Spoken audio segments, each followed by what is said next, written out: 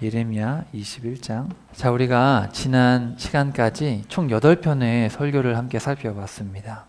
그래서 죄악을 지적하시는 데 집중되어 있는 4편의 설교, 배신에 대해서, 교만에 대해서, 위선에 대해서, 불순종에 대해서 4편의 설교를 살펴봤고, 그 다음에 이제 비유를 하시면서 허리띠를 가지고 또 가뭄을 가지고 또 관계의 단절, 또 지난 시간 토기장이까지 해서 4편의 설교를 통해서 하나님의 뜻을 또 책망을 살펴보았습니다. 예레미야의 이 12편의 설교는 시간 순서가 아니라 제가 보기에는 주제별로 이렇게 좀 묶은 것처럼 보이고요. 그래서 이제 마지막 이 4편의 설교는 이제 대상별로, 그래서 오늘 함께 살펴볼 내용은 왕들과 예언자들입니다. 그러니까 어떻게 보면 지도자들이고 책임이 있는 사람들이죠. 물론 우리 모두가 부르심을 받고 책임이 있지만 특별히 누군가를 이끌어야 되는 사람들은 더 큰 책임이 있지 않습니까? 지금 말로 하면 목사님들, 장로님들, 또 선교사님들, 이렇게 특별히 교회를 이렇게 맡아서 책임지는 사람들에게는 더 큰 하나님께서 요구를 하시게 되죠. 그리고 그에 합당한 일을 해야 됩니다. 그래서 야고보서에 보면 선생이 되지 말라 그러죠. 그러니까 가르치는 자의 위치에 가려고 하지 마라, 애써서. 왜냐하면 못 감당할 경우에 심판이 더 크기 때문에. 특별히 이 왕들과 예언자, 하나님께서 이 유다 나라를 잘 다스리고 하나님의 뜻대로 이끌라고 왕으로 세워놨더니 그렇게 했습니까? 오히려 거꾸로 갔습니까? 오히려 거꾸로 가서 하나님을 못 믿게 만드는. 그리고 예언자들은 이제 대언자거든요. 하나님의 말씀을 듣고 전해야 되는데 자기 말을 하나님의 말씀으로 전하고, 그러니까 완전히 하나님의 일을 감당해야 될 사람들이 오히려 하나님 마음을 아프게 하는, 그래서 그들을 향한 심판이 집중되어 있습니다. 그래서 먼저 왕들에 대해서 먼저 하시는 이야기를 함께 살펴보도록 하겠습니다. 자, 이 마지막에 이 예레미야가 다스리는 이 시대에 40년 정도 되잖아요. 근데 이제 요시야라는 왕이 있고, 요시야의 넷째 아들이 먼저 이제 왕이 됩니다. 그리고 둘째 아들이 왕이 되고, 둘째 아들의 아들이 왕이 됐다가 그 다음에 셋째 아들이 왕이 되는. 여기 지금 보시면 여호아스, 여기 넷째 아들이고요. 그 다음에 여호야김 둘째 아들, 그 다음에 여호야긴 둘째 아들의 아들, 그 다음에 이제 시드기야 마지막 왕. 이렇게 둘째 아들이 되겠습니다. 요시야의 아들들이 마지막 왕들인데, 이 요시야는 그나마 종교개혁을 일으키면서 안 된다, 우리 망한다, 하나님께로 돌아가야 된다 그러면서 절기도 다시 하고 우상도 부수고 했거든요. 근데 그의 아들들은 이 여호아스부터 시작해서 아주 악으로 치닫았습니다. 그래서 3개월 왕하고 잘리고, 그 다음에 11년 하고 잘리고, 3개월 하고 잘리고, 11년 하고 나라가 멸망해버리는 이런 마지막 시대의 왕들을 향해서 하나님께서 예레미야를 통해서 아주 무시무시한 심판을 선포하시고, 자, 우리 특별히 살펴볼 요 여호야김, 가운데 있는 이 여호야김이 바로 아주 극악무도한 왕입니다. 예레미야가 두루마리에 기록한 말씀을 다 태워버렸어요. 듣기 싫어가지고 다 태워버리는 아주 무시무시한 왕인데 함께 살펴보도록 하겠습니다. 21장 1절. 자, 유다왕 시드기야가 말기야의 아들 바술과 마세아의 아들 제사장 스바냐를 예레미야에게 보냈을 때 주의 말씀이 예레미야에게 내렸다. 그때 그들이 예레미야에게로 와서 왕의 말을 전했다. 지금 바벨로니아 왕 느부갓네살이 우리 예루살렘 성을 포위하여 공격하고 있다는 사실을 그대도 잘 알 것이오. 그러니 어서 주님께 간구하여 도움을 요청해 주시오. 옛적처럼 주께서 오늘날 우리를 위해 기적을 베풀어 주시면 느부갓네살 왕이 우리에게 물러날 것이오. 그러니까 이 시드기야 왕이 마지막 왕이거든요. 그랬는데 하나님을 잘 안 믿었단 말이죠. 막 나쁜 짓 하고 다른 나라 왕을 막 의지하고 그랬는데 지금 바벨론이 쳐들어와가지고 막 포위하고 이러니까 이제 발등에 불이 떨어진 거예요. 이제 멸망하기 직전이니까 무서워가지고 안 되겠다, 예레미야한테 가서 하나님 좀 도와달라고 해봐라, 이제 이렇게 된 거예요. 그래가지고 이제 사람을 보낸 겁니다. 이때 예레미야가 주님께 받은 말씀을 그들에게 전했다. 그대들은 시드기야 왕에게 전하시오. 이르기를 이스라엘의 하나님 주께서 말씀하시기를 너희가 지금 너희 도성을 포위하고 있는 바빌로니아 왕과 갈대아 군사들과 맞서 싸우려고 하고 있으나 나는 너희들의 손에서 무기를 모두 거두어들여 이 도성 한가운데 모아놓겠다. 그것은 내가 너희를 치려고 작정했기 때문이다. 그렇다. 너희를 치되 불타는 진노와 분노와 격분으로 가차없이 너희를 칠 것이다. 사람이든 짐승이든 막론하고 내가 이 도성에 사는 것들을 무엇이든 가리지 않고 다 칠 것이니 모두가 무서운 전염병에 걸려 죽을 것이다. 나 주의 말이다. 만일 전염병과 전쟁과 굶주림에서 살아남은 자가 있으면 나는 그들을 시드기야 왕과 그의 대신들과 함께 바빌로니아 왕 느부갓네살의 손, 곧 너희 대적의 손, 곧 너희 생명을 찾는 자들의 손에 다 넘겨주겠다. 그러면 너희 대적은 너희 모두를 칼로 쳐 죽일 것이되 너희를 조금도 불쌍히 여기거나 가련하게 보지 아니하고 인정사정 없이 무자비하게 쳐 죽일 것이다 하여라. 거의 무섭죠. 그러니까 시드기야 왕이 겁이 나가지고 하나님한테 좀 도와달라고 했는데 예레미야를 통해서 하나님 뭐라 그러시냐면 니네 다 죽을 거다. 니네 무기는 내가 다 모아서 없애버릴 거고 니네는 다 죽는다. 되게 무시무시한 심판을 하시죠. 그러니까 하나님도 더 이상은 자비를 베푸실 마음이 없는 거예요. 자, 8절. 주께서 내게 말씀하셨다. 예레미야야, 너는 또 백성에게 전해라. 주께서 말씀하신다. 보라, 너희는 지금 갈림길에 서 있다. 내가 너희 앞에 생명의 길과 죽음의 길을 놓아두었다. 누구든지 이 예루살렘 도성에 계속 버티고 남아있는 사람은 전쟁과 굶주림과 전염병으로 인해 죽음을 면치 못할 것이다. 그러나 누구든지 이 도성 밖으로 나가 너희를 포위하고 있는 갈대아 군사들에게 항복하는 사람은 죽지 않고 살 것이되 마치 자기 목숨을 전리품처럼 얻게 될 것이다. 주께서 밝히 말씀하신다. 주의 신탁이다. 같은 단어예요. 주의 말씀이다. 내가 이 도성으로 얼굴을 향하고 있는 것은 복을 내리기 위함이 아니라 재앙을 내리기 위함이다. 그러므로 이 도성은 바빌로니아 왕의 손에 넘어갈 것이고 이 왕은 이 도성을 모조리 불살라 철저히 파멸시킬 것이다 하여라. 그러니까 왕과 이 지도자들에게는 다 죽을 거라 그랬고 이제 백성들은 그래도 좀 낫잖아요. 백성들은 그래도 여지를 남기시는 거죠. 그래서 니네가 죽고 싶으면 그냥 거기 있고 버티고 있고 니네가 혹 살고 싶으면 도성을 나가서 이 악한 망할 성을 나가서 항복해라. 그러면은 바빌로니아 왕이 너희들을 포로로 거두어 줄 것이다. 그러니까 항복해라. 백성들에게는 이렇게 선택의 여지를 주죠. 왕들은 끝났습니다. 자, 계속해서 봅시다. 11절. 주께서 또 내게 말씀하시다. 너는 유다 왕실에게 이렇게 전해라. 원문에 보면 유다 왕의 집입니다. 이거 뭐 왕실이라고 할 수 있겠죠. 이렇게 전하라. 이르기를 너희는 주께서 하시는 말씀을 들어라. 자, 다윗의 후손들아, 너희는 아침마다 공의로운 판결을 내려. 자, 여기 보면 미시파트라고 되어 있습니다. 정의에 입각해서 재판을 하라는 겁니다. 정의롭게, 그러니까 공평하게 재판해라. 억울하게 고통받는 사람들을 압제자들과 착취자들의 손에서 구해 주어라. 그렇지 않으면 너희의 모든 악행으로 인해 내 분노가 활활 타올라서 너희를 덮쳐버릴 것이니 그때 그 진노를 끌 자가 아무도 없을 것이다. 그래서 원문에 보면 13절에 내가 손수 너희를 칠 것이다. 나 주의 말이다. 이렇게 돼 있어요. 원문에 보면 맨 끝에 있는 말이 맨 앞에 와 있어요. 내가 너희를 칠 것이다. 그러니까 너희들이 정의와 공의를 행하지 않으면, 그러니까 재판을 정의롭게 공평하게 하지 않으면 내가 너희를 손수 칠 것이다. 내가 진짜 말한다. 너희들 반드시 그렇게 한다. 이렇게 이야기를 하시는 거죠. 그러니까 왕의 책임은 뭡니까? 왕의 책임은 백성들이 억울하지 않게 하는 겁니다. 그러니까 왕에게는 사법권도 있고 다 있잖아요. 왕에게는 군사적인 어떤 통제권도 있고 법에 관한 어떤 집행권도 있으니까 왕은 절대자니까. 그러니까 왕이 재판을 해서 바르게 해서 공평하게 해서 백성들이 억울하지 않게, 그래서 하나님한테 호소하지 않게. 사실 이게 왕을 세우신 목적이거든요. 호의호식하라는 게 아니라 백성들을 잘 다스리라는 건데 그걸 하지 않기 때문에 지금, 그러니까 사명을 감당하지 않기 때문에 이런 이야기를 하시는 겁니다. 그냥 우상 숭배하고 물론 그런 것도 문제가 있지만 해야 될 일, 왕이 해야 될 일은 백성들이 억울하지 않게. 이게 되게 중요한 거죠. 그러니까 미시파트, 이 정의를 행하는 것이 중요합니다. 너희는 예루살렘 왕궁이 골짜기의 위쪽 가파른 바위 위에 세워진 것만 믿고서 말하기를 누가 우리를 칠 수 있으랴, 누가 여기까지 들어올 수 있으랴 하고 큰 소리로 외치고 있다. 그러나 내가 너희의 대적이 될 것이다. 왜냐하면 예루살렘이 산꼭대기에 있다 보니까 우린 난공불락의 성이다 이제 이러고 있는 겁니다. 우리가 어떻게 망하냐. 예레미야가 망한다고 외쳐도 우리는 안 망한다 이제 이러고 있는 거죠. 내가 너희의 악한 행실을 따라 너희를 벌할 것이다.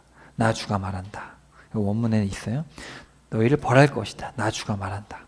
내가 너희들의 숲에 큰 불을 놓아 사방의 모든 것들을 다 태워 없앨 것이다 하여라. 주께서 또 내게 말씀하셨다. 예레미야야, 너는 유다 왕의 궁전으로 내려가서 이 말을 전해라. 이르기를 다윗 왕위에 앉은 유다 왕아 너는 이제 주께서 내게 하실 말씀을 들어라.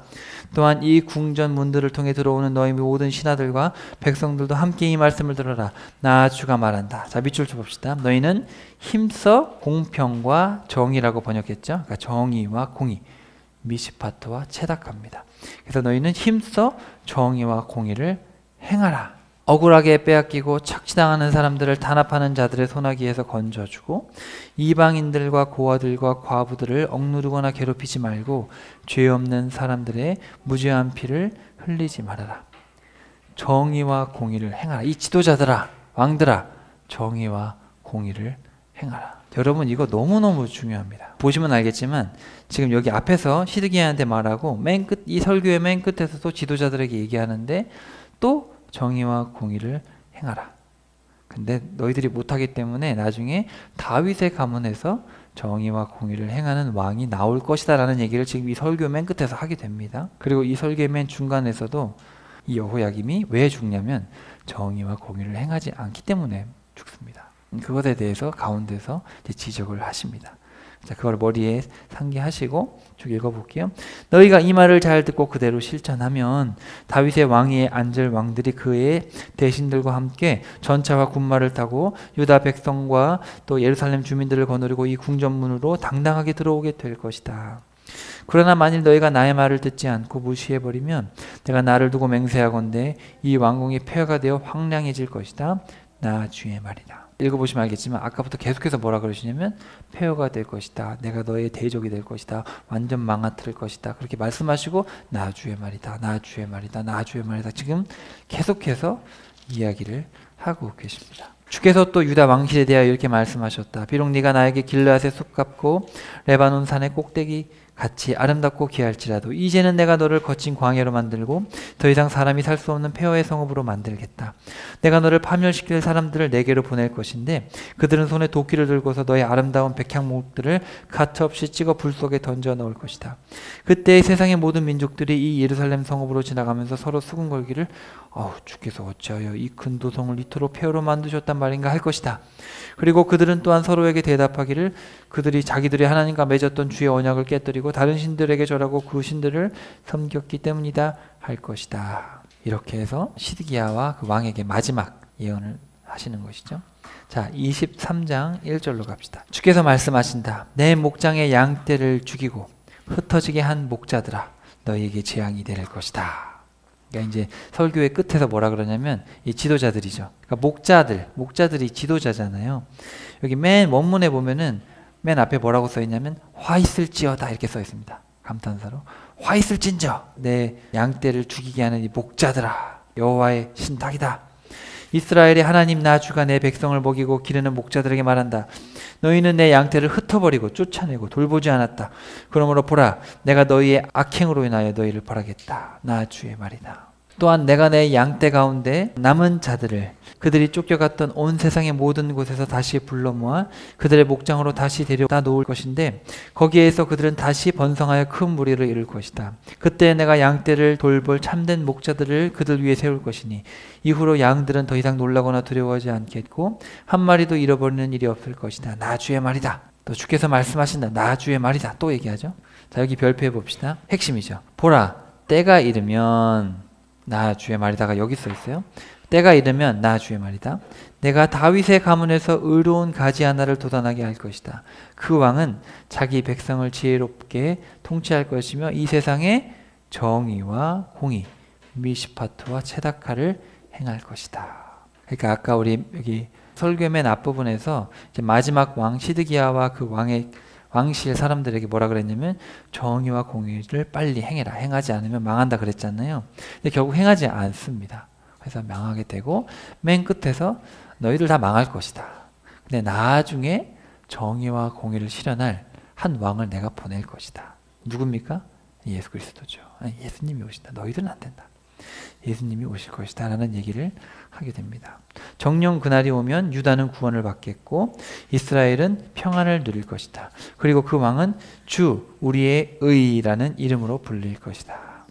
그러므로 주께서 이렇게 말씀하신다. 보라, 그날이 오면 사람들이 맹세를 할 때 더 이상 이스라엘의 백성을 이집트 땅에서 인도해 내신 주께서 살아계심을 두고 맹세하건대라고 말하지 않고 이스라엘 백성을 저 북방 땅 곧 그들이 쫓겨나서 살던 모든 나라에서 그들을 인도해 내신 주께서 살아계심을 두고 맹세하건대. 그러니까 옛날에는 이집트에서 우리를 건지신 하나님 이렇게 맹세했는데 나중에는 바벨론에서 우리를 다시 포로에서 건지신 하나님 이렇게 고백하는 날이 올 것이다. 정녕 그때가 되면 내 백성 이스라엘이 모두 돌아와 각자 자기들의 고향 땅에서 살게 될 것이다. 이렇게 설교를 마무리하게 됩니다.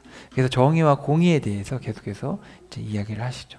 그러니까 지도자가 해야 될 항목은 뭐냐면 정의와 공의죠. 정의와 공의를 쉽게 말하면 하나님 사랑, 이웃 사랑이죠. 하나님 사랑, 이웃 사랑. 그리고 지도자들은 모두가 주님의 뜻을 잘 따를 수 있도록 공평하게 억울하지 않게 그리고 긍휼의 마음으로 그들을 섬기고 해야 된다. 지도자들 저와 여러분을 향한 말씀이시죠. 자, 다음으로 넘어갑시다. 자, 여호아하스 17대 왕, 그러니까 요아스 다음에 처음 등장하는 이 3개월만 통치했던 여호아하스한테 하시는 말씀입니다. 22장 10절 짧아요. 유다 백성들아, 너희는 이미 죽은 왕을 위해 울지 말고 그의 죽음을 놓고 통곡하지 말아라. 그 대신에 차라리 이집트 땅으로 포로로 잡혀간 그의 아들 위하여 울어라. 그러니까 지금 요시야가 죽었다고 울고 있거든요. 근데 요시야가 되게 잘했는데 괜히 하나님이 이집트를 이제 올라오게 하시거든요. 이집트가 바벨론하고 싸우려고 올라오는데 요시야가 싸우지 말았어야 되는데 괜히 싸웠다가 괜히 죽어요. 이집트하고 싸우지 말라 그랬는데 괜히 요시야가 그때 실수해가지고 죽어버립니다. 그러니까 그 좋은 왕이 죽으니까 사람들이 막 통곡하고 있는데 야, 이미 죽은 요시야를 위해서 울지 말고 그의 아들 이집트로 잡혀가지 않았느냐, 그를 위해서 울어라. 그는 자기가 태어난 고국 유다 땅으로 돌아오지 못하고 이방 땅에서 죽을 것이다. 3개월만 통치하고 이집트로 끌려가서 죽어버리죠. 이는 자기 아버지 요시야를 이어 유다 왕이 올랐으나 얼마 못되어 이집트 포로로 잡혀간 유다 왕 살룸의 또 다른 이름은 여호아하스입니다. 한 사람이에요. 그래서 17대 왕 대하여 주께서 하신 말씀이다. 그는 영영 이곳으로 돌아오지 못하고 잡혀간 그 땅에서 죽을 것이다. 그는 고국 유다 땅을 다시는 볼 수 없을 것이다. 비극이죠. 이방 땅에서 죽는 건 참 비극적인 일입니다. 자, 그 다음에 22장 24절로 갑시다. 22장 24절. 자, 그 다음에 19대 왕이에요. 이 왕도 이제 3개월만 치리했거든요. 주께서 말씀하신다. 나 주가 살아있음을 두고 맹세하건대 유다 왕 여호야김의 아들 너 고니야야. 여호야김의 아들이에요. 그래서 여호야긴, 요시아의 손자죠. 유다 왕 여호야김 너 고니야야, 네가 설령 내 오른손에 낀 인장 반지라 할지라도 나는 너를 빼내겠다. 너를 빼어내어 내 목숨을 노리는 자들의 손에 곧 네가 두려워하는 바벨로니아 왕 느부갓네살의 손에 또 갈대아 군사들의 손에 너를 넘겨주겠다. 그러면 너는 너를 낳아준 내 어머니와 함께 사로잡혀 너희가 태어나지 않은 머나먼 이방 땅으로 끌려가게 될 것이다. 너희는 결국 거기서 죽게 될 것이고 너희가 돌아오기를 간절히 바라는 이곳 고국 땅으로 다시는 돌아오지 못할 것이다. 이 사람 고니야는 깨진 항아리처럼 내버려진 존재인가? 아무도 원하지 않는 쓸모없는 질그릇인가? 어찌하여 그와 그의 자손들이 다 쫓겨나서 전혀 알지 못하는 낯선 땅에 내팽개졌는가? 아, 땅이여, 땅이여, 땅이여, 주의 말씀을 들으라. 나 주가 말한다. 너희는 이 사람 고니야에 대해 기록하기를 이 사람은 자식도 없이 일평생 형통하지 못한 채 불행만 겪은 사람이라고 써라. 그렇다. 그의 자손들 가운데 아무도 형통한 사람이 없을 것이므로 다윗의 보좌에 앉을 유다를 다스릴 왕이 나오지 않을 것이다. 그래서 이렇게 여호아하스 17대 왕과 여호야긴 19대 왕 둘 다 3개월 동안 그래서 다 이집트로 끌려가고 바벨론으로 끌려가고 거기서 죽게 되는 그런 비참한 왕들에 대해서 이제 이야기를 하게 되고요. 자, 이 설교의 핵심이 되는 인물. 자, 22장 13절 여호야김입니다. 그리고 예레미야의 이 두루마리를 불태우질 않나. 아주 예레미야 말을 끝까지 안 들었던 아주 사악한 왕이죠. 자, 이 왕에 대해서는 좀 구체적으로 말씀을 해 주십니다. 자, 13절에 보시면 원문에 안 써 있는데 뭐라고 써 있냐면 화 있을진저 이렇게 써 있습니다. 13절에 예레미야에 이 화 있을진저 이렇게 시작하는 게 한 4개인가 밖에 안 돼요. 근데 그 중에서 아까랑 여기 아까 제가 말씀드렸던 그 부분하고 지금 이 부분, 그러니까 이 여호야김이 되게 하나님 마음에 안 들어 하시는 거죠. 불의로 자기 왕궁을 짓고 불법으로 자기 누각을 올리면서 고용한 자기 백성들에게는 한 푼의 품삯도 주지 않는 자여, 내게 재앙이 임할 것이다. 자, 여기 원문을 제가 여기 직역해 왔거든요. 여기 앞에 화면에 보시면 화로다, 공의 없이 집을 세우며 정의 없이 다락방을 짓는 자, 이렇게 되어 있습니다. 원문에 보면 곧 이웃을 고용하고 대가를 지불하지 않는 자.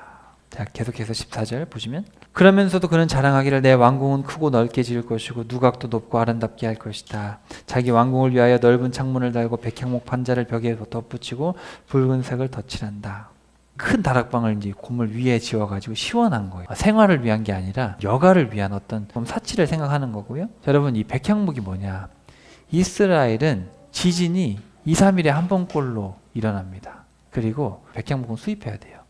그래서 지진이 있는 나라에는 어떤 나무를 써야겠습니까? 가볍고 흔한 나무를 써야겠죠. 자주 갈아야 되니까. 그게 뭐냐면 뽕나무예요. 그래서 원래 이스라엘 건축은 백향목을 쓰면 안 됩니다. 백향목은 비싸고 무거워요. 없어요 또. 근데 뽕나무는 흔하죠, 싸죠, 가볍죠. 그러니까 그런 나무를 써야 되는데 백향목을 수입해가지고 쓰는 이유가 뭡니까? 사치라는 거예요. 사치. 있어 보이려고 하는 거예요. 그러니까 아무런 실용적인 가치가 없는데 해외 거 가져와가지고 좀 있어 보이려고. 백향목은 좀 있어 보이거든요. 그러니까 있어 보이게 하려고 한다는 거죠. 그러니까 이게 얼마나 지금 사치스러운가. 백성들한테는 불러가지고 일 시켜놓고 임금도 안 주면서 자기 왕궁은 크게 짓고 자기 나라의 흔한 또 원래 그렇게 써야 되는 나무를 쓰지도 않고 수입해가지고 막 있어 보이게 짓는 여호야김이 어마어마한 사치를 하고 있는 것이죠. 그러나 너 유다 왕이여, 네가 더욱 많은 백향목을 사용하여 더욱 크고 넓은 집을 짓는다고 해서 좋은 왕이 될 수 있다고 생각하냐? 네 아버지 요시야는 크고 넓은 남궁을 짓지 않았어도 잘 먹고 잘 마시지 않았느냐? 왜냐하면 그는, 자 여기 밑줄 쳐봅시다.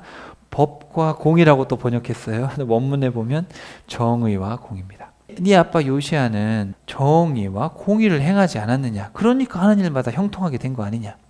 네 아버지 요시야는 불쌍하고 가난한 사람들의 억울한 사정을 잘 보살펴 주었고 그로 인해 모든 일이 형통했다. 바로 그것이 나를 올바로 아는 것이 아니냐. 자, 밑줄 치고 별표합시다. 자, 여호와를 아는 것, 하나님을 아는 것은 뭐냐? 정의와 공의를 행하는 것이죠. 좀 더 쉬운 말로 하면 여러분이 창조주 하나님을 알고 있으면 여러분 주변에 있는 이웃이 내 형제 자매로 보인다는 거예요. 이분도 내 아버지께서 지으신 사람이고 내 형제구나. 혈육의 관계는 아니지만 하나님께서 아껴주시는 사람이구나. 저 생명도 살리고 싶어 하시는구나. 잃어버린 생명이구나. 이제 그런 마음이 든다라는 거죠. 그건 하나님을 아는 사람이죠. 그러니까 교회를 다니고 하나님을 안다고 하는데 생명을 사랑하는 마음, 주변에 그냥 사람들을 사랑하는 마음이 전혀 없다. 하나님을 아는 게 아니라는 겁니다. 그냥 종교생활을 하는 거죠. 이는 나 주의 말이다. 별표하시고 이 설교의 지금 핵심이에요, 여러분. 이 본문이 지금 15절부터 17절까지. 그러나 내 눈과 마음은 불의한 이익을 탐하는 데 온통 기울어 있고 무죄한 자의 피를 흘리는 것에 또 무고한 자를 탄압하고 착취하는 데에만 쏠려 있다.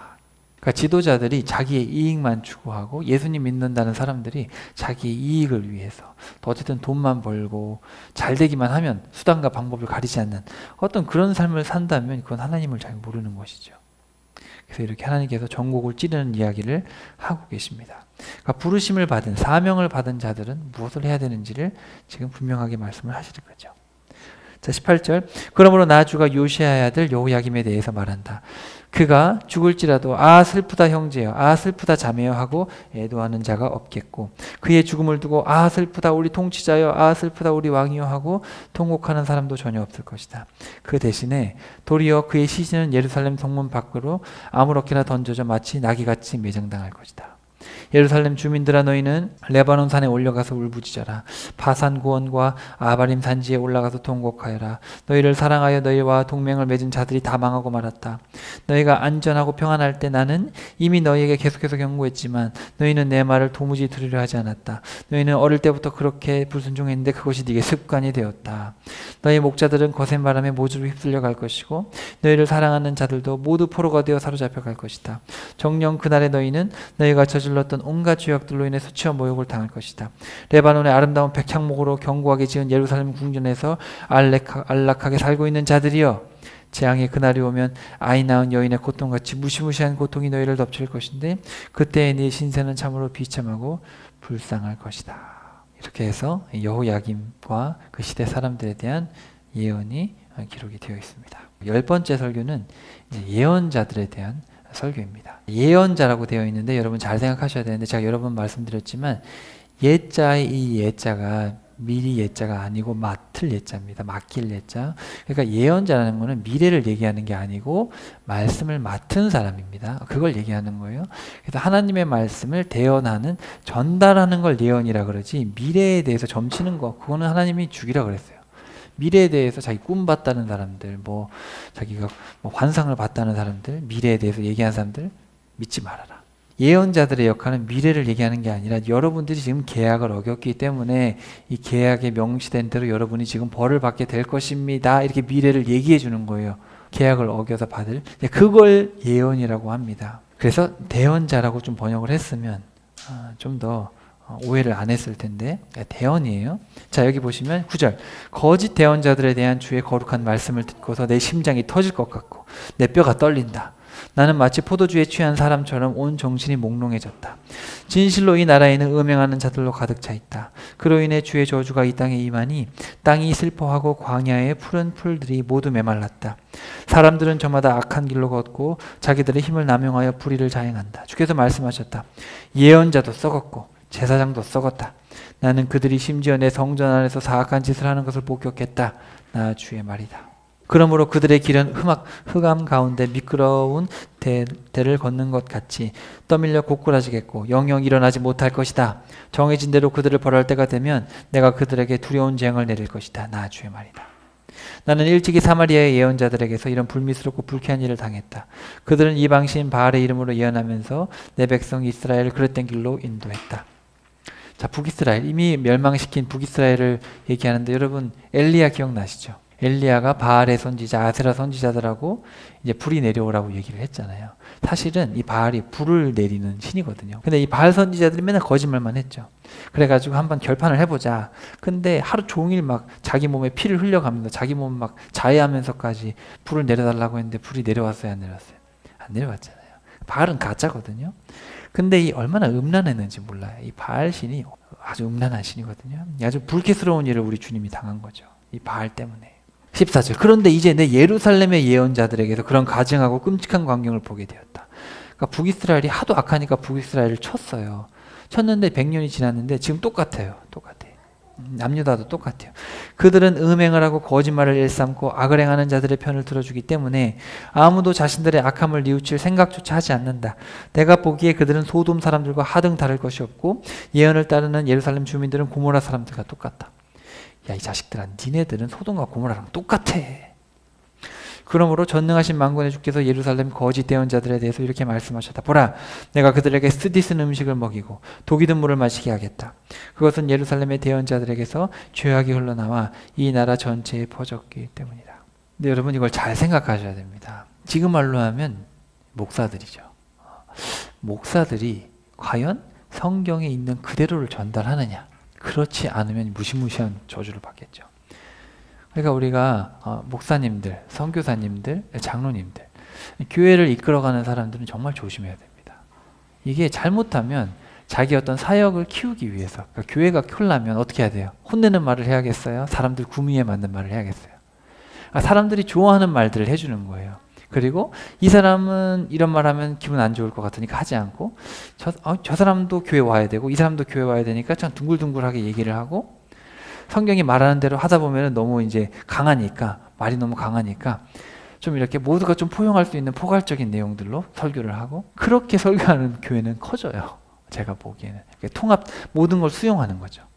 모든 거를 그냥 그 정도는 괜찮아요, 그 정도는 이런 식으로 해서, 그러면 교회가 부흥이 된단 말이죠. 사람들 구미에 맞으니까. 근데 과연 그게 옳은 것인가? 자, 23장 33절로 가봅시다. 예언자를 향한 설교의 끝에 뭐라 그러시는지 잘 봐야 돼요. 주께서 내게 말씀하셨다. 주의 말이다. 예레미야야, 이 백성 가운데 예언자나 제사장이나 혹은 어떤 사람이 내게로 찾아와서 묻기를 주님의 부담스러운 말씀이 무엇이냐. 자, 여기 밑줄 쳐보세요. 지금 이 얘기가 계속 나옵니다. 자, 요 단어가 원문에 보면 여호와 짐, 이런 뜻이에요. 여호와 짐. 그러니까 이게 뭐냐면은 하나님이 짐스럽다는 거예요. 하나님이 부담스럽다는 거예요. 하나님의 말씀도 짐스럽고 하나님 존재도 짐스럽고 하나님의 말씀도 너무 듣기 싫은 거예요. 그냥 짜증나, 저렇게 하고 싶지 않은 거예요. 여러분, 왜 마귀가 사람들을 부추겨서 진화론을 믿게 하는지 아십니까? 하나님이 존재하는 순간 사람이 생각했을 때 내 마음대로 못하게 되는 거예요. 그러니까 사람은 이렇게 하고 싶은데 하지 말라 그러고, 하나님은 저렇게 하고 싶은데 하지 말라 그러고. 그러니까 창조주 하나님만 없애버리면 내가 하고 싶은 대로 하면 된단 말이죠. 얼마나 편해요. 그러니까 원숭이에서 진화했고, 뭐 아무도 그냥 우리한테 도덕이나 어떤 기준을 제시할 필요가 없죠. 그냥 뭐 옛날에 그냥 빵 터져가지고 우연히 다 달라붙어가지고 행성이 되고, 거기서 우리가 사람이 우연히 생겨가지고 이렇게 왔는데, 그럼 누가 기준을 정합니까? 아니, 내가 내 맘대로 남자랑 남자끼리 결혼하고 싶은데 누가 그거를 말려요? 기준을, 우리는 우연히 생겨난 존재인데 누가 도덕과 윤리를 세웁니까? 이렇게 하고 싶은 거란 말이죠. 근데 하나님이란 존재, 세상을 창조한 존재가 있고 그분이 문서로 다 기록해 놨어요. 이러면 불편하잖아요. 내 맘대로 못하니까. 그러니까 부담스러운 거예요. 자, 주님의 부담스러운 말씀이 무엇이냐 하거든 너는 그들에게 말씀하기를. 무슨 부담스러운 말씀을 말하는 것이냐? 주께서 말씀하시기를 너희가 그런 말을 하면 내가 너희를 버릴 것이다 하셨다 하여라. 하나님은 기분 나쁘죠. 니네 사랑해서 하는 얘기인데 엄마 아빠 듣기 싫어요. 하지 말아요. 부담스러우니까 나 하고 싶은 대로 할 테니까 엄마 아빠 그런 말 하지 말아요. 듣기 싫어요. 이러면 엄마 아빠 기분이 어떻겠어요? 나도 너를 내 자식으로 삼지 않겠다. 이러지 않겠습니까? 34절. 또 만일 예언자나 제사장이 이 백성 가운데 어떤 사람이든 내게 말하기를 이것은 주님의 부담스러운 말씀이다라고 하거든 너는 그들에게 대답하기를 주께서 말씀하시기를 내가 그 사람과 그 사람의 온 집안에 벌을 내릴 것이다 하셨다 하여라. 너는 또 그들에게 일러주기를 이제부터 친구들이나 친척들끼리 서로 말할 때 주께서 무엇이라고 대답하셨느냐 혹은 주께서 무슨 말씀을 하셨느냐라고 말하고 다시는 이것은 주님의 부담스러운 말씀이다라는 말을 사용하지 마라 하여라. 그 까닭은 이러하니 누구든지 주님의 부담스러운 말씀이라는 말을 사용하는 사람에게는 정말로 주님의 말씀이 무거운 짐이 되어 그에게 아주 힘들고 부담스럽게 작용할 것이기 때문이다. 그렇다. 그런 표현은 살아계시는 하나님, 전능하신 만군의 주 우리 하나님이 아주 귀하고 가치 있는 말씀을 너희가 왜곡하고 모독하는 일이 된다는 것을 명심하여라. 그러므로 예레미야야 이제 너는 거짓 대언자들에게 주께서 내게 무엇이라고 대답하셨느냐 혹은 주께서 내게 무슨 말씀을 하셨느냐 하고 물어보아라. 그러면 그들은 주님의 부담스러운 말씀이라는 표현을 계속 사용할 것이다. 그러면 너는 그들에게 말하기를 주께서 말씀하신다. 내가 사람을 보내어 주님의 부담스러운 말씀이라는 표현을 사용하지 말라고 그렇게 말하지 않았냐. 아니 하나님의 말씀이 왜 부담스럽냐. 그런 말 하지 말라 그러지 않았냐. 근데도 너희가 계속해서 사용했기 때문에 내가 정말로 너희를 부담스러운 짐짝처럼 집어던질 것이다. 내가 너희를 완전히 잊고 내가 너희 조상들과 너희에게 주었던 이 도성을 뿌리채 뽑아 아주 멀리 내던져 버릴 것이다. 그러면 너희는 대대로 영원한 치욕과 결코 잊지 않는 영원한 모욕을 겪게 될 것이다 라고 하여라. 여러분 이 목회자, 하나님의 말씀을 선포하는 이 목사들이나 또 선교사들, 또 장로들 성경 66권을 있는 그대로 설교하지 않으면 나중에 하나님께서 내릴 심판을 피하기 어렵습니다. 본인은 잘 모르죠. 그러니까 좋은 말을 하고 성도들이 듣기 좋은 말을 해주면 막 교회가 부흥하니까 사역 잘했다 나중에 칭찬받겠지. 글쎄요. 그렇게 따지면 우리 예수님은 하나님한테 벌을 받아야죠. 왜냐하면 예수님은 12명 남기고 가셨거든요. 예수님은 제자를 다 쫓아냈어요. 너희들도 가려느냐? 너희들은 먹는 빵만 좋아하지 생명의 빵은 듣고 싶어 하지 않지 않느냐. 생명의 빵이라고 하니까 다 같단 말이죠. 그럼 예수님도 실패자냐? 그렇지 않지 않습니까? 그러면 제자들은 다 순교당했고 사도 바울도 감옥에서 죽었고 실패자입니까? 그러니까 우리가 착각해서는 안 되죠. 우리에게 중요한 것은 하나님의 말씀을 있는 그대로 전하고 이게 나한테 부담스럽고 사람들이 듣기에 부담스러울지라도 우린 전해야 됩니다. 잘못된 건 전해야 되고 우리가 무엇을 사명이 뭔지를 전해야죠. 근데 어떤 가시적인 것 겉으로 보이는 교회가 커지고 사역이 확장되고 선교지가 넓어지고 이런 걸로 평가해서는 안 되죠. 하나님은 그런 걸로 평가하지 않으십니다. 하나님은 내 말대로 했느냐를 평가하시는 거죠. 그러려면 성경 66권을 있는 그대로 전해야죠. 어쨌든 간에 사역자들은 여러 가지 사역의 유형이 있지만 어쨌든 하나님의 말씀 66권을 전해야 됩니다. 저는 그렇게 생각을 하고 또 성경에도 그렇게 써있기 때문에 때를 얻든지 못 얻든지 말씀을 전파하고 말씀대로 살게끔 해라. 이게 우리를 향한 명령이죠. 그렇지 못했기 때문에 이렇게 하는 겁니다. 여러분 이 말씀 여호와 짐, 이 하나님의 말씀을 짐스럽게 생각하고 부담스럽게 생각하고 이런 것들에 대해서 여러분 잘 생각해 보셔야 돼요. 정말 부탁드립니다. 잘 생각해야 돼요. 자, 봅시다. 23장 16절. 그러면 이 사람들은 도대체 무슨 얘기를 했느냐? 23장 16절. 잘 들어보세요. 전능하신 만군의 주께서 말씀하신다. 너희 유다 백성들아, 너희는 예언자들이 너희에게 하는 말을 듣지 마라. 그들은 너희에게 헛된 것들을 말하여 헛된 희망을 품게 하고 있다. 여러분, 예수님 믿으면 사업이 잘 됩니다. 여러분, 예수님 믿고 개업하면은 예배 드리고 그래야지 번성하고 잘 되지 않겠습니까? 그럼 11조도 많이 하고 11조 많이 하다 보면 부자가 되고. 성경에 없는 얘기입니다, 여러분. 그런 얘기 따라가시면 안 돼요. 그러면 예레미야는 11조를 안 해서 그 꼴이 났습니까? 그들은 너희에게 헛된 것들을 말하여 헛된 희망을 품게 하고 있다. 그들이 말하는 환상은 나 주에게서 나온 것이 아니라 그들 자신의 마음속에서 제멋대로 지어낸 것이다. 그들은 나를 멸시하는 자들에게도 말하기를 주께서 말씀하신다. 너희가 평안할 것이다. 자기들의 고집대로 완고한 마음에 따라 살아가는 자들에게도 말하기를 너희에게 어떠한 재앙도 내리지 않을 것이다 라고 말한다. 그러나 모두가 거짓말이다. 그렇게 말하는 예언자들 가운데 어느 누구도 나 주의 회의에 참여한 자가 없다. 어느 누구도 귀를 기울여 내 말을 들어본 자가 없다. 보라, 그러므로 나 주의 분노가 폭풍처럼 터져나와 모든 죄인들을 심판하겠고 회오리 바람처럼 휘몰아쳐 모든 악인들의 머리를 후려치겠다. 나의 분노가 터지면 내가 뜻했던 모든 일이 다 이루어지기까지는 결코 돌이키지 않을 것이니 마침내 너희가 그것을 분명히 깨닫게 될 날이 올 것이다. 나는 분명히 그런 예언자들을 보낸 적이 없건만 그들은 스스로 이리저리 뛰어다니면서 자기들의 말을 하고 나는 분명 그들에게 아무 말도 한 적이 없건만 그들은 내 이름으로 예언을 선포한다. 만일 그들이 정말로 나의 회의에 참석했더라면 그들은 내 백성에게 나의 말을 그대로 선포하여 그들로 악한 길에서 돌이키게 하였을 것이다. 그러니까 회개가 빠진 죄의 길에서 돌이키는 선포하지 않는 사역자라면 그건 가짜라는 겁니다. 저는 지금 마음에 불이 붙는 것 같은데 여러분에게도 동일한 은혜가 있기를 바랍니다. 여러분, 이거는 하나님 지금 진심으로 얘기하는 겁니다. 자, 건너뛰어서 25절부터 계속해서 봅시다. 25절. 주께서 말씀하신다. 보라, 내 이름으로 거짓 예언을 선포하는 대언자들이 있다. 그들은 말하기를 내가 꿈에서 보았다. 꿈에서 계시를 받았다. 라고 한다. 이런 예언자들이 언제까지 거짓된 마음을 품고 도대체 언제까지 마음속에서 거짓으로 지어낸 간사한 것들을 계속 예언하려는 것이냐?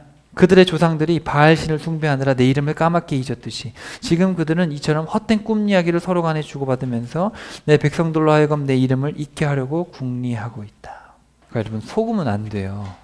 그렇게 지금 뭐 예언 사역 한다느니 또는 뭐 꿈 해몽한다느니 여러분, 그런데 심취돼가지고 하나님 말씀 안 보고 그런 사람들은 주로 성경을 잘 안 보죠.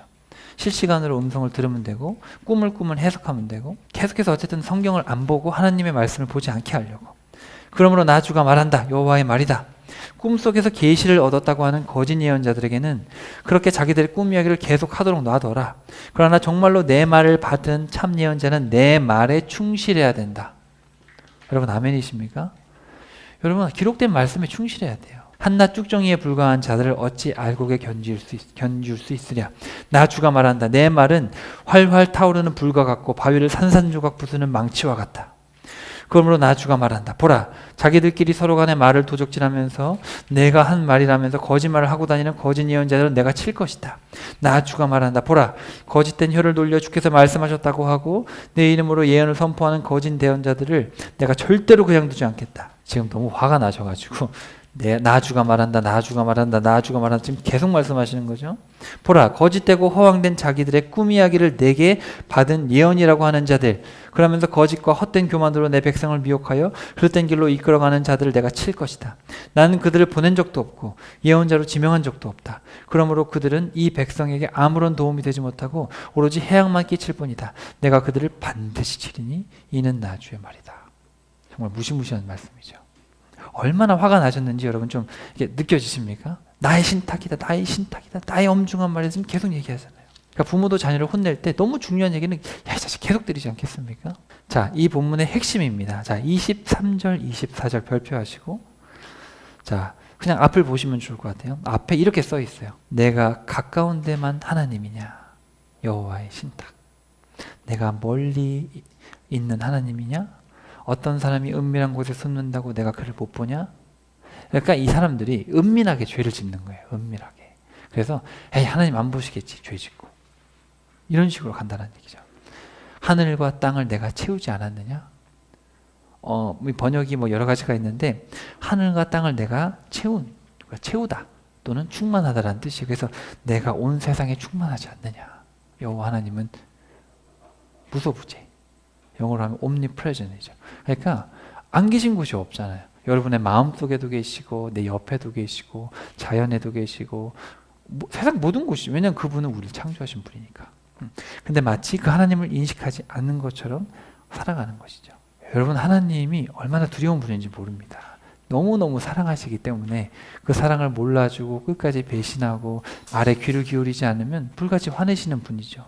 또 여러분 이제 예레미야서를 같이 공부해서 여러분이 이쯤 되시면 화내실만 하다라는 게 공감이 여러분 되셔야 됩니다. 그냥 구약의 하나님은 무섭고 혼나고 예언서는 무섭다, 그런 차원에서 성경을 읽는 것이 아니라 하나님 정말 힘드셨겠구나, 얼마나 참으시고 얼마나 화가 많이 나셨었을까, 같이 하나님의 분노를 느끼고 같이 화를 내고 이 시대를 보면서 정말 말씀이 선포되지 않는 것에 대해서 분노하고 붕괴하고, 이 시대에 부름받은 자들이 정말 회개를 선포하지 않고 겸손하지 않고 정말 이렇게 사역자들이 이 예레미야나 이런 정말 그 시대에 쓰임받았던 사람들처럼 정말 고난을 감수하면서까지 그렇게 살지 않고 좋은 차 타고 다니고 좋은 집에 살고, 여러분 잘 생각해봐야죠. 정말 이 모든 곳에 계시는 무소부재하시는 전능하신 하나님을 우리가 존중하는가? 존중한다면 어떻게 그렇게 살 수 있겠습니까? 존중한다면 어떻게 내 사역 키우는 데 혈안이 돼가지고 66권 정말 그대로 전달하는 것에 애쓰지 않고, 잘 생각해 봐야지요. 자, 오늘 이렇게 해서 두 편의 설교를 살펴봤습니다. 9번째 설교와 10번째 설교. 좀 무서운 말씀이고, 어떻게 보면 정말 부름받은 자들, 사명을 받은 자들에게는 더할 나위 없이 무서운 경고의 말씀이죠. 그래서 여기서 두 가지를 말씀하셨습니다. 첫 번째, 이 왕들과 이 지도자들 향해서 정의와 공의를 행하라. 그리고 두 번째, 이 하나님의 말씀을 특별히 전달해야 되는 사람들을 향해서 무소부재하시는 하나님을 너희들 존중해야 된다. 너희들이 하나님이 살아계심을 믿지 않기 때문에 너희들이 그렇게 성경대로 전하지 않고 자기 생각대로 전하고 그냥 눈에 보이는 가시적인 것만 생각하니까 그러는 거 아니냐. 무소부재하시는, 어디서나 계시는, 항상 계셨고 전에도 계셨고 지금도 계시고 앞으로도 계실, 영원히 존재하시는 우리 주님을 존중해라. 그래서 오늘 설교 제목을 사명을 주신 분을 존중하라. 저와 여러분, 우리에게는 사명을 주시지 않았습니까? 아들의 핏값으로 저와 여러분을 사셨습니다. 지옥에서 건져내셨어요. 그 핏값을 치르고, 그리고 저와 여러분에게는 사명을 주셨죠. 여러분 가정에서 빛과 소금이 되라고. 그리고 여러분에게 자녀를 주셨죠. 자녀를 빛과 소금으로 키워내라고. 정의와 공의를 행하는 가정을 만들고, 정의와 공의를 행하는 자녀를 키우고, 정의와 공의를 실현되는 여러분의 직장을 여러분이 세워가라고 우리에게 사명을 주신 겁니다. 여러분, 거창한 게 아니에요. 여러분이 가가지고 뭐 큰 교회를 세우고 뭐 여러분이 수백만 명을 전도하는 게 아닙니다. 그게 아니고 여러분의 일상, 여러분의 가정, 여러분의 직장, 여러분의 삶의 자리에서 예수 그리스도를 전하고, 돌아오든 안 들어오든 전하면 되는 거예요. 전하고 돌아오게 하실 분은 주님이죠. 그래서 여러분이 여러분의 삶의 자리를 중요하게 생각하시고, 여러분의 가까운 사람들, 또 여러분이 만나는 그 자리에서 정의와 공의를 행하고 하나님을 존중하는 삶, 여러분의 말과 행동과 이런 것들이 우리 창조주 하나님을 드러내는 그런, 무엇을 보든지 무엇을 하든지 거룩하고 귀한 것들을 우리가 해나갈 때 그것이 바로 하나님을 존중하는 삶의 태도죠. 삶의 태도고, 그런 우리에게 허락하신 이 사명을 존중하는 삶을 살아갈 때 주님께서는 우리에게 필요한 것들을 채우시고 또 우리의 마음의 위로도 주시고 이런 사명을 감당할 힘을 주실 줄로 믿습니다. 우리 또 새롭게 3월을 시작하는 3월 한 달간도 이 말씀을 기억하시면서 우리를 보내신 그분을 기쁘게 해드릴 수 있는 저와 여러분 되시기를 주님의 이름으로 축복합니다.